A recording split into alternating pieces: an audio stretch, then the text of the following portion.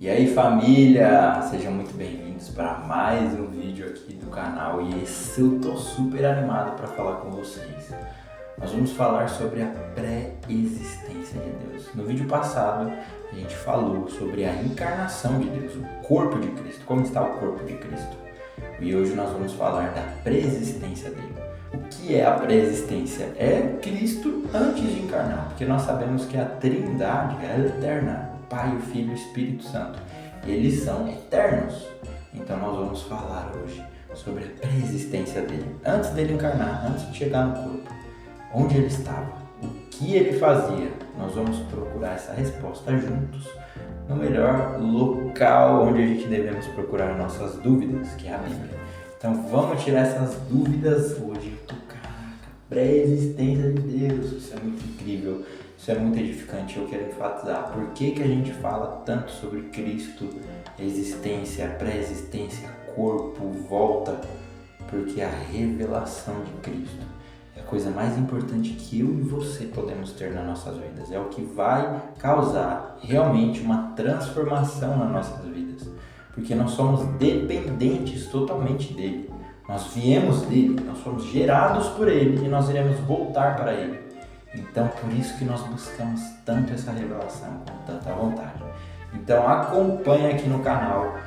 Por favor, deixa o like e compartilha com alguém já esse vídeo para você fortalecer essa mensagem, para a gente continuar trazendo mais conteúdos como esse. E seja muito bem-vindos e crie expectativa, porque esse assunto é incrível. Vamos lá!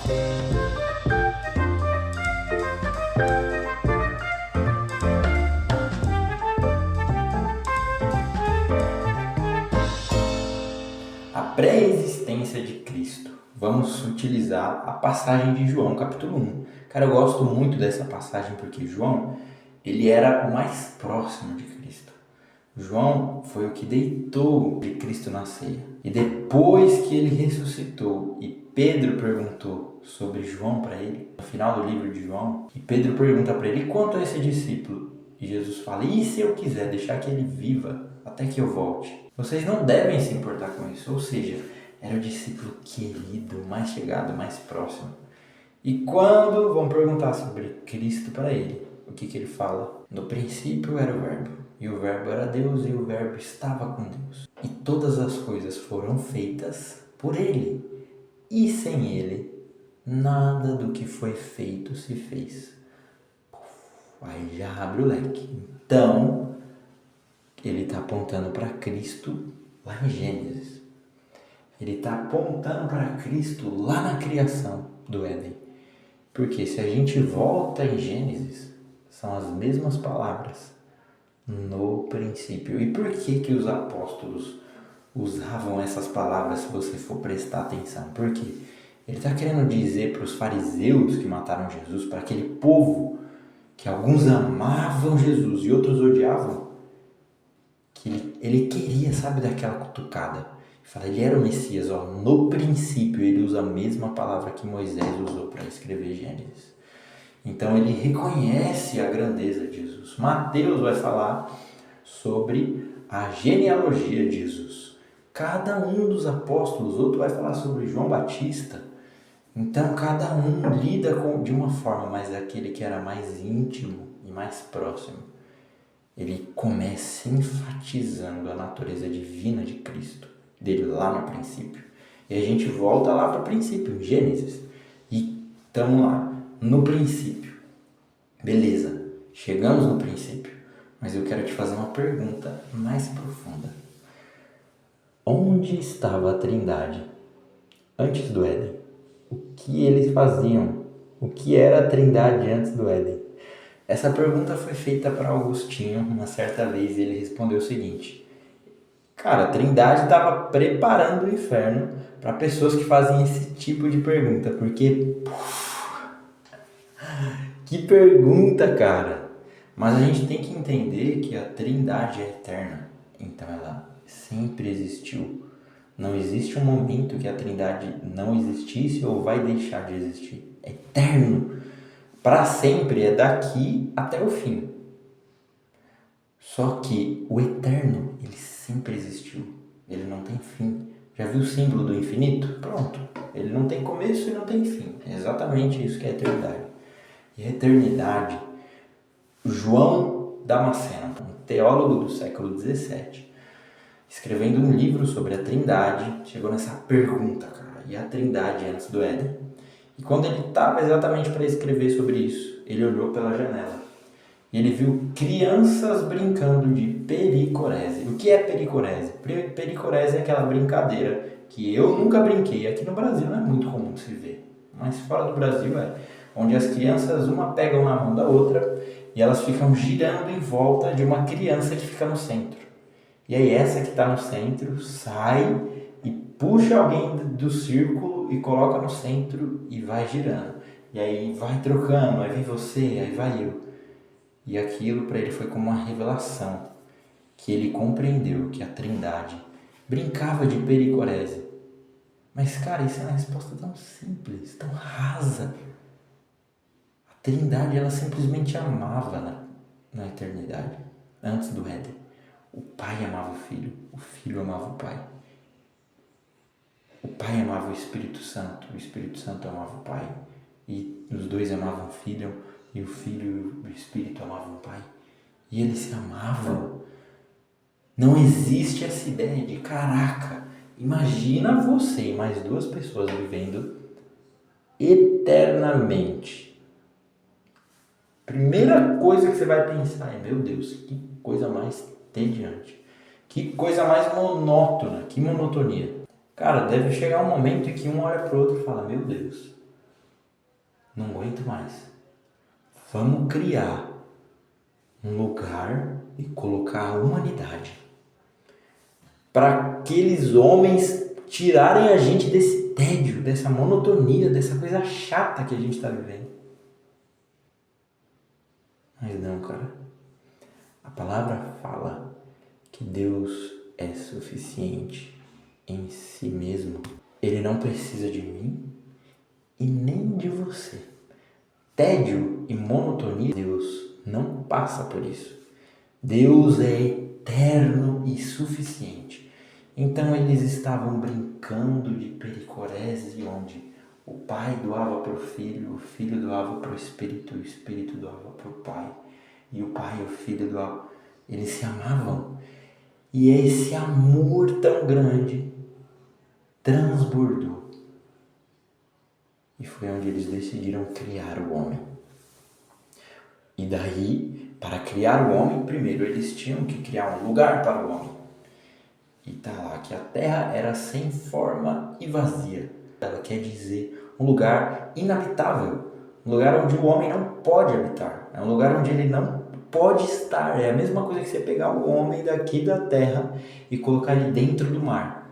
Ou pegar o homem daqui da Terra, sem equipamento, sem nada, e deixar ele viver em Marte ou na Lua. Bem que o Elon Musk está fazendo umas loucuras aí, né? A gente não sabe o que vai acontecer, mas hoje isso é inconcebível, é impossível. Então imagine esse lugar impossível de ser habitado pelo homem. E aí o que Deus vai fazer? Ele torna esse lugar cheio, próspero, cria a terra e enche de árvores. Ele cria o mar e enche de peixes. Ele cria os céus e enche de estrelas. Por quê? É a natureza do Pai encher. Nada na natureza do Pai é insuficiente. Nada é carente. Nada sente falta de algo. Porque eles estão conectados ao Pai de corpo e alma. Agora os homens, eu e você, se desconectarmos de Deus, aí começa a carência, depressão, porque é Cristo a nossa origem. E aí ele criou todas as coisas ali para que o homem pudesse habitar. Ele criou tudo que o homem precisava, certo? Ele vai criar o homem. Ele planta um jardim no Éden e ele enche o jardim com Adão e Eva.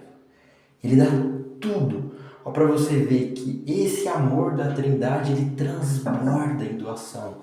Porque a natureza da Trindade é doar. Eles sabem receber e sabem doar. Porque um recebe o amor do outro. também. Eles sabem receber, mas também sabem doar. E aí cria-se o homem no jardim do Éden. Tudo que um homem precisava. E após criar o homem, ele dá tudo que o homem precisa. Mas tem uma coisa que ele não dá para o homem. Ele cria no jardim uma árvore do conhecimento do bem e do mal. E diz para o homem, olha, fiz tudo para você, mas essa árvore, ela é minha. Você não pode comer dessa árvore. E o homem egoísta não sabe receber tudo que Deus deu. Cara, Deus deu tudo. E ele não sabe receber tudo. Ele quer o que não pode. Ele quer mais. Ele sempre quer mais, nunca é o suficiente. E ele vai lá, come da árvore. E o que acontece?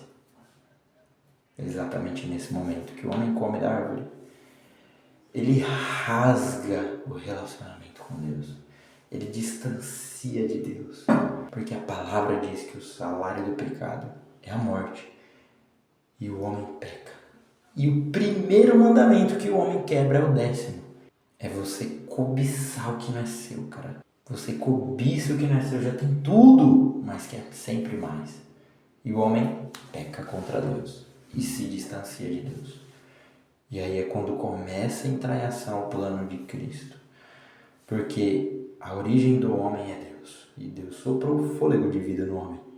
E esse mesmo fôlego vai voltar para Deus. Por isso que ele é o alfa e ele é o ômega. Ele é o começo e é o fim. O princípio do homem é Deus e o fim também. E nós precisamos dele, porque essa vida é o único caminho que a gente tem para ser salvo. Mas nós vamos voltar para onde é a nossa origem. E quando o homem peca, ele rasga essa proximidade do Pai. Ele perde o direito de se relacionar com Deus. E isso, cara, é algo que eu e você precisamos entender. Deus fez o homem para se relacionar diariamente com Ele. No Éden não se sabe quantos milhões ou milhares de anos Adão viveu antes do pecado. Por quê? Só começou a contar a partir do momento em que ele pecou. Mas vamos dizer que ele viveu 50 milhões de anos, ou um ano, ou um dia, não se sabe exatamente. Mas Deus ia todas as tardes conversar com o homem, porque a natureza divina e a natureza do homem são a mesma. Como assim, cara? Como assim? Não, complicou. Calma. Eu não estou dizendo sobre a tua carne, eu estou dizendo sobre o teu espírito. Assim como você come todos os dias, você alimenta a sua carne, a sua natureza que habita dentro de você, divina, que é o Espírito de Deus, ela precisa ser alimentada todos os dias. E quando o homem peca, ele perde o direito de falar com Deus. Por quê? A única característica de Deus que ela é super exaltada é a santidade de Deus. A Bíblia não fala que Deus é poderoso, poderoso e poderoso. A Bíblia não fala que Deus é amor, amor, amor. Mas a Bíblia fala que Ele é santo, santo e santo. Ele é supremo em santidade. E a partir do momento que o homem peca e ele rompe a santidade e não pode mais se relacionar com Deus, santo, santo, santo. E o que acontece? Cristo começa a entrar em ação.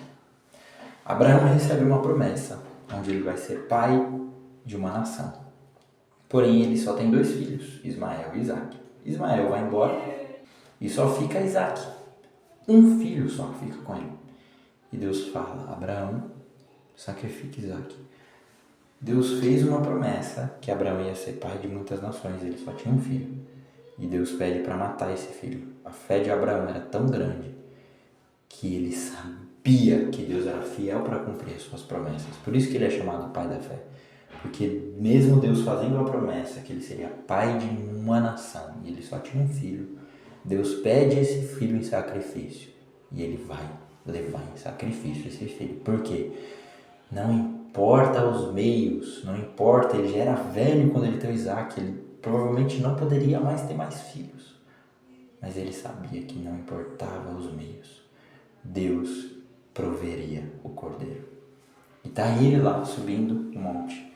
com seu filho para sacrificar. O sacrifício simbolizava a morte de um cordeiro para simbolizar a vinda do cordeiro que há de vir. Mas aquele cordeiro era o preço do pecado, mas era apenas a simbolização do cordeiro pascual que iria morrer. E aí está lá Abraão pegando o machado para matar o filho dele pelo pecado do homem. E Deus fala: Abraão, já vi a tua fé. E quando Abraão olha para trás, tem um cordeiro. Sabe o que isso está dizendo? Essa é mais uma aparição de Cristo. Porque o cordeiro que tira o pecado do mundo foi achado na hora que Abraão ia matar o filho, para limpar o pecado do povo. E ali está a primeira aparição de Cristo, como um cordeiro, simbolizando o cordeiro que é de vir. E tá ali, cara, a pré-existência de Deus inicia. A pré-existência de Deus, ela é uma convocação para mim e para você reconhecer que Cristo é Deus. Você já viu a dificuldade que a gente tem de reconhecer que Cristo é Deus?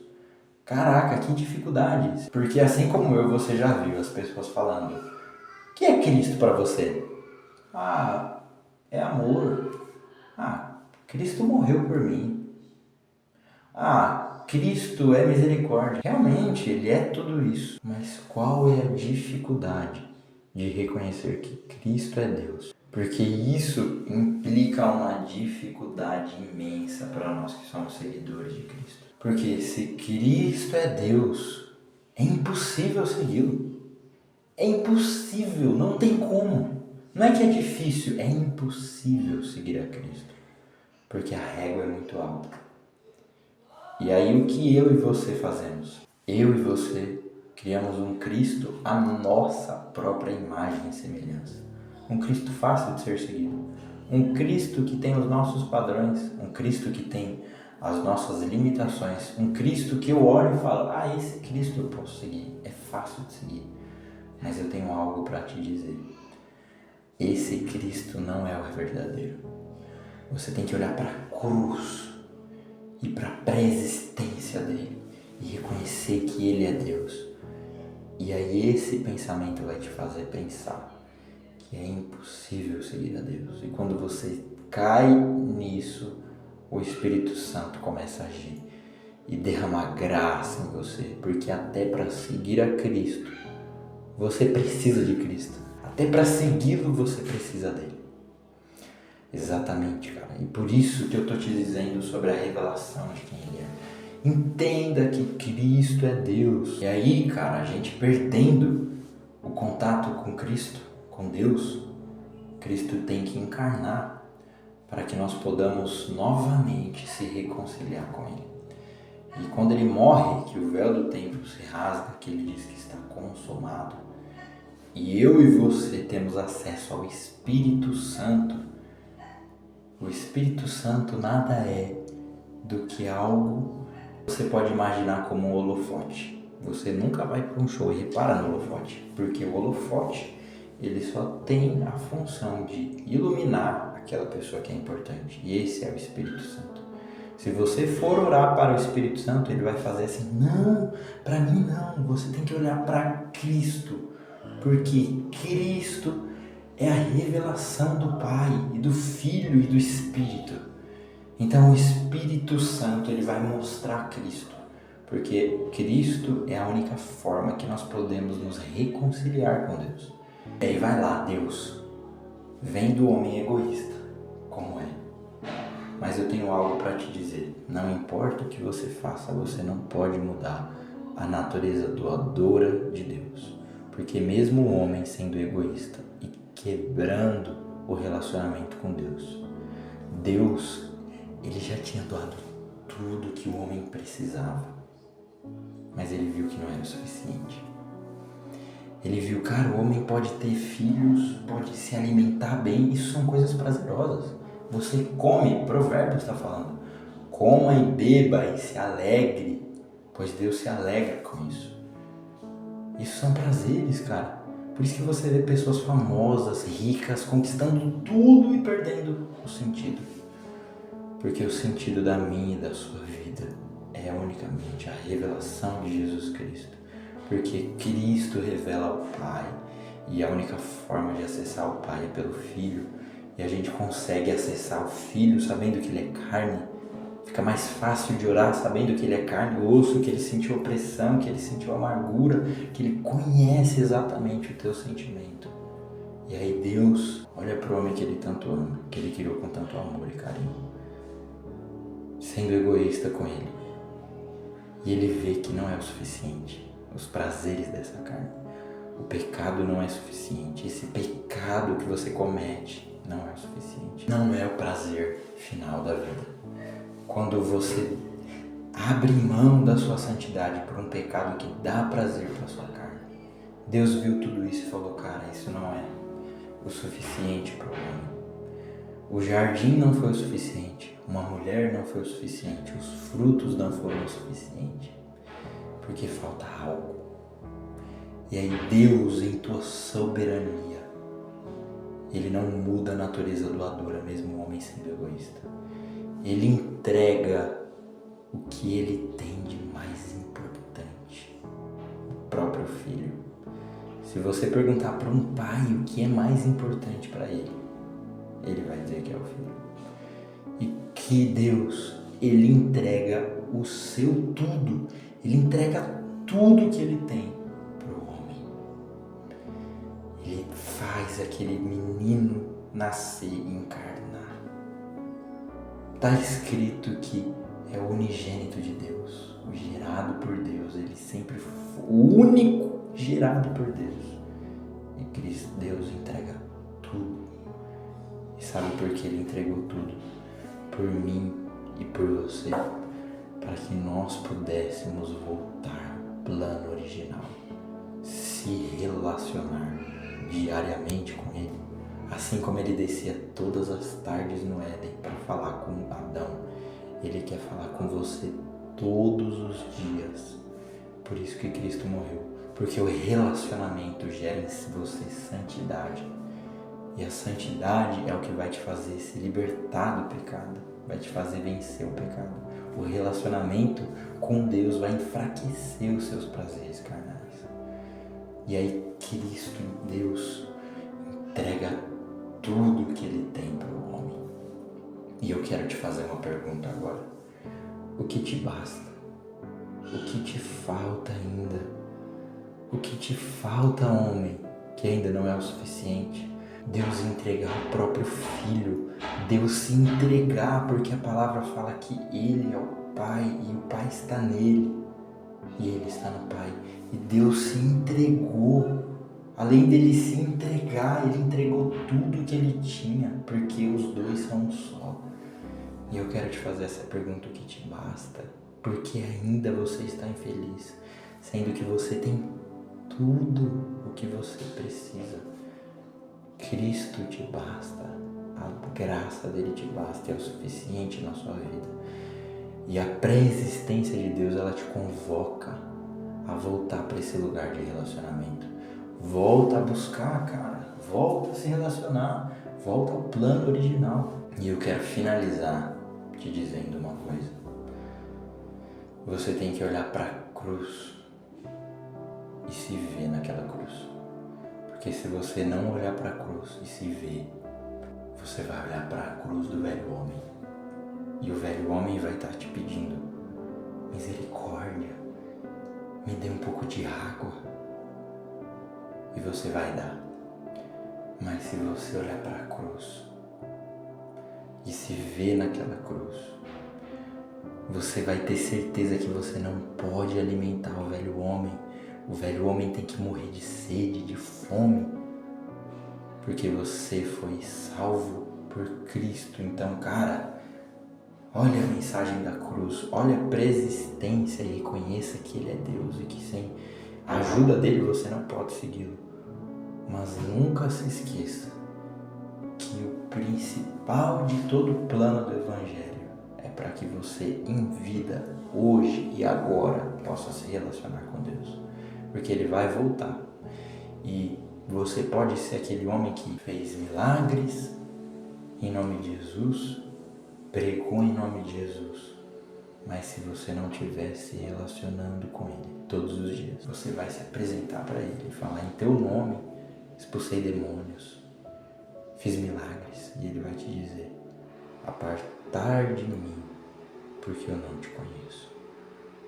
Como que Ele vai te conhecer se você não fala com Ele todos os dias? Se você faz um relacionamento terceirizado com Ele, apenas na igreja, deixa que meu pastor lê a Bíblia, deixa que o cooperador lê a Bíblia, deixa que ele leia e no final de semana ele vem entregar algo pronto. Não é assim, cara. Você tem direito ao relacionamento pela morte de Jesus. Não negue isso. Porque se você nega o relacionamento diário com Deus, você está negando a morte de Cristo. Volta, cara. E nele você vai encontrar prazer, como eu te falei. Porque as coisas do mundo vão sempre te trazer egoísmo. Quero mais, quero mais, quero mais. Mas se você olha para a natureza de Deus, você vê a natureza doadora de Deus. E você aprende com ela e você recebe. As coisas mudam. Você encontra um prazer que não tem fim. Então é isso, meus amigos. Que Deus abençoe você. Uma ótima semana. Que Deus abençoe você. E eu peço, deixa um comentário aqui sobre o que você achou, sobre alguma dúvida. Por favor, deixa um comentário. Eu quero saber o que você está pensando. Aonde isso te ajudou, aonde não ajudou. As suas dúvidas. Nós somos igreja, nós estamos aqui um para ajudar o outro. E é isso, e vamos juntos explorar o Evangelho. E até o próximo vídeo.